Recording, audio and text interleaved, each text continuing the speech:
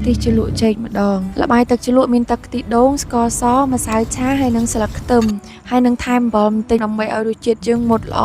ដាក់ល្បាយទាំងអស់ចូលគ្នាហើយកូរឲ្យសព្វរាងខាស់ទឹកបន្តិចឡើងខាប់ចាំយកបងខ្ទឹមចូលខ្ញុំសប្បាយចិត្តដែរដែលឃើញក្មេងៗគាត់មានគំនិតចង់ចេះចង់ដឹងចង់ធ្វើហើយទាំងអស់នេះគឺជាបំណិនជីវិតមួយសម្រាប់ពួកគាត់នៅពេលធំឡើងគាត់អាចបង្កើតធ្វើជាអាជីវកម្មឬក៏គាត់អាចផ្ដល់ចំណេះដឹងទាំងអស់នេះទៅកាន់ក្មេងៗជំនាន់ក្រោយតទៀតក៏ថាបានដែរស្នាក់ដៃកូនសិស្ស